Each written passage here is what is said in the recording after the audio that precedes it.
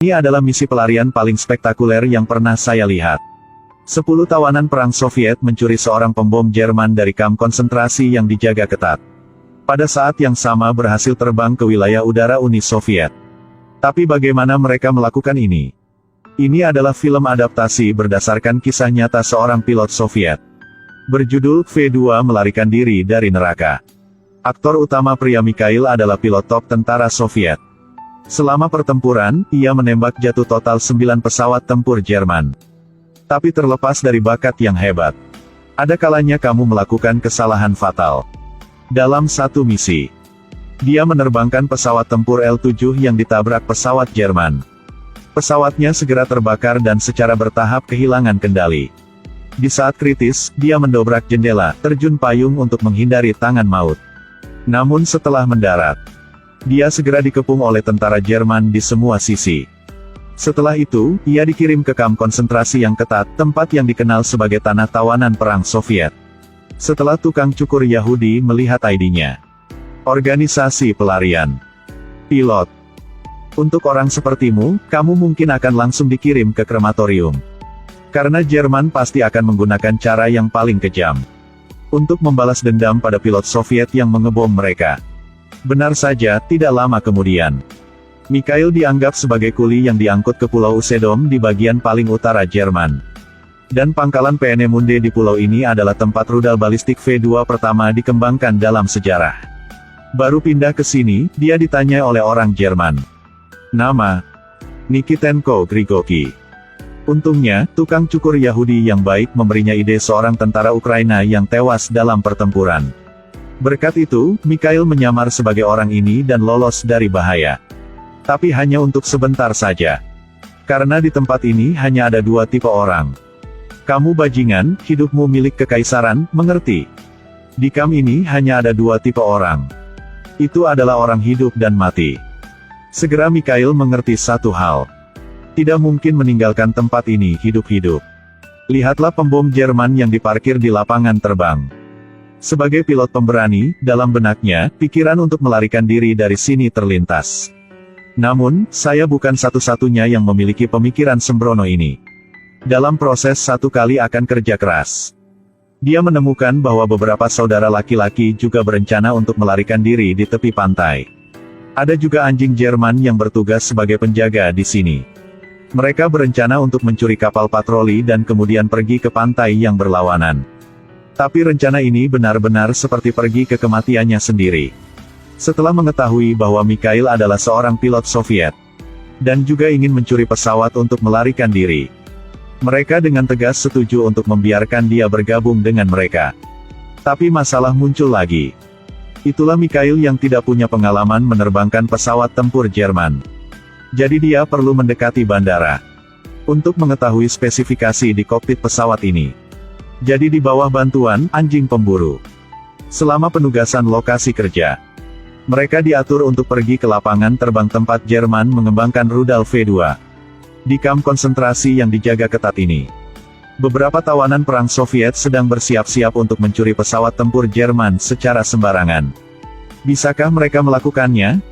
Jawabannya adalah mereka benar-benar melakukannya. Ini adalah peristiwa nyata dalam konteks Perang Dunia II. Sementara para penjaga makan siang, mereka sudah mulai mensimulasikan waktu yang dibutuhkan untuk masuk ke hanggar. 1 menit untuk membunuh satu-satunya penjaga. 1 menit untuk mengubur jenazah, ganti baju. 1 menit masuk ke depot pesawat untuk memeriksa bahan bakar. Tetapi pada saat ini Mikhail tiba-tiba menyadari bahwa tidak cukup waktu. Kokpit semuanya Jerman, saya perlu waktu untuk mengerti. Yang penting setelah 3 menit akan ada tim patroli yang datang. Jadi itu tidak cukup waktu untuk memulai pesawat. Jadi anjing pemburu meminta Jerman untuk bekerja di sebelah terowongan yang ditinggalkan di luar pangkalan. Dan tempat ini baru saja mengalami kecelakaan pesawat jet tempur yang persis sama dengan yang diparkir di gudang. Mikhail mengambil kesempatan ini untuk memasuki kokpit reruntuhan. Dan lepaskan semua label instruksi di bagian dalam. Di hari-hari berikutnya, dia mulai diam-diam menghafal makna simbolis dari label-label ini. Dan manfaatkan pengamatan pergerakan pilot Jerman saat mereka menerbangkan pesawat. Dia menggunakan setiap kesempatan yang dia miliki untuk mempelajari manuver terperinci dari pesawat Jerman. Namun orang lain tampaknya tidak percaya padanya. Kita tidak bisa melarikan diri. Kamu tidak bisa begitu saja belajar terbang dengan label sialan itu. Tapi lebih baik daripada disiksa sampai mati di sini. Mereka masih memutuskan untuk bertaruh satu kali. Keesokan harinya mereka mengikuti rencana. Sementara sebagian besar penjaga pergi makan siang untuk bersiap beraksi. Tapi saat anjing pemburu hendak memukul penjaga dengan palu. Kemudian pangkalan Jerman tiba-tiba terkena serangan mendadak. Lihat pemandangan di depan mata. Mikhail bersembunyi ke samping diam-diam berdoa agar pesawat di gudang tidak meledak. Tapi pada akhirnya, sebuah bom jatuh tepat di hanggar. Untungnya, bomnya tidak meledak. Tuan Komandan. Bajingan, jangan gerakkan tangan dan kakimu. Bawa dia ke sini. Tuan, saya bisa menurunkan bom itu. Biarkan saya yang melakukan. Dia bilang dia bisa meletakkan bomnya.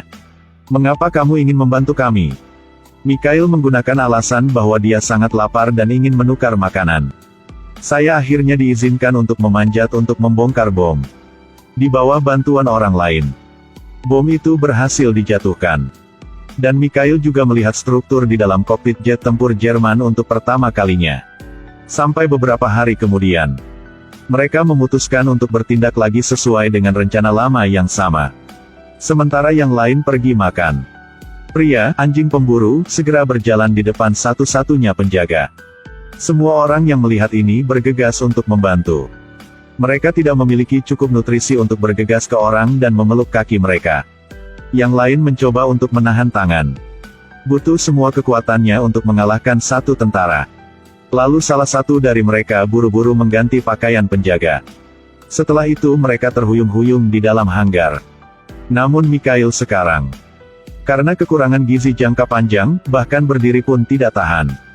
Apalagi menerbangkan jet tempur yang belum pernah dia terbangkan.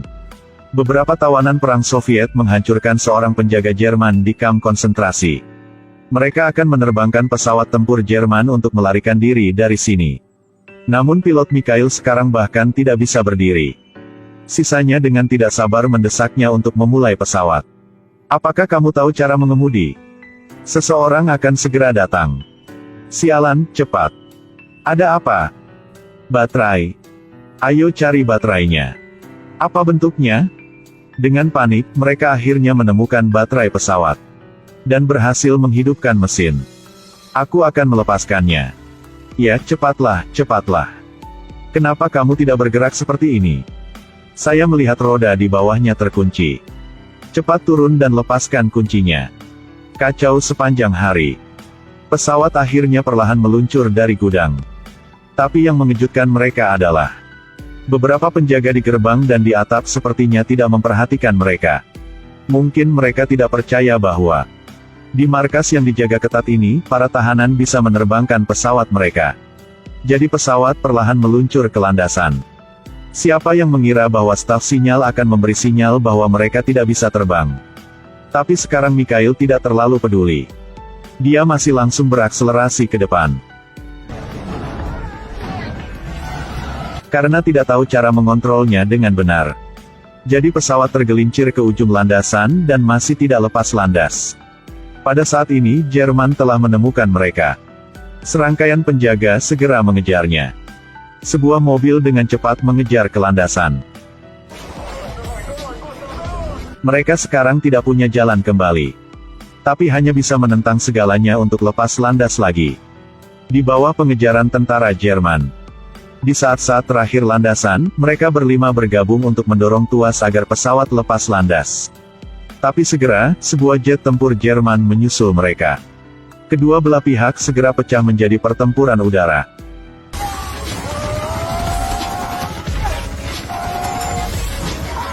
Selanjutnya, salah satu mesin pesawat mereka terkena asap hitam.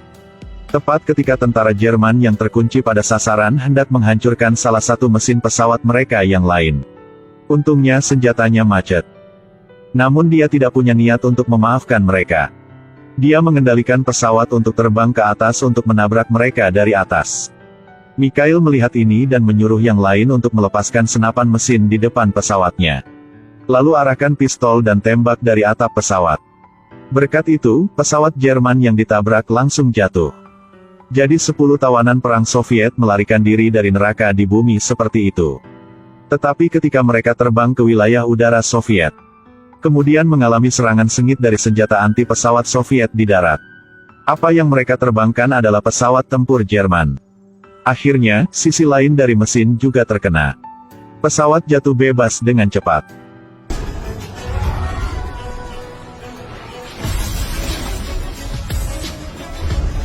Akhirnya mengandalkan keterampilan terbang superior Mikhail. Setelah pesawat mendarat langsung, itu masih tidak hancur. Film berakhir dengan akhir yang sangat bagus. Tetapi dalam peristiwa nyata dalam kenyataan, para pemimpin Soviet tidak mempercayai para tahanan ini. Bahwa mereka bisa menerbangkan pesawat yang berisi informasi penting Jerman untuk sampai ke sini. Pemimpin mengatakan bahwa tanpa kerjasama dari Jerman, para tahanan ini tidak dapat melakukan ini. Mikhail juga diduga menjadi mata-mata Jerman untuk mengkhianati negara. Dia diinterogasi lagi dan lagi oleh kepemimpinan Soviet. Dan sisanya juga dikirim ke garis depan sebagai hukuman. 5 dari mereka tewas dalam pertempuran. Sampai 12 tahun kemudian, kepemimpinan Soviet yang baru memulihkan kehormatan Mikhail dan memberinya gelar pahlawan berkali-kali. Saya mendengar itu karena informasi penting di pesawat yang dia terbangkan kembali. Membantu Uni Soviet untuk berhasil meneliti roket pertamanya. Dan itu adalah rudal R-1, rudal balistik taktis yang digunakan oleh Uni Soviet selama Perang Dingin.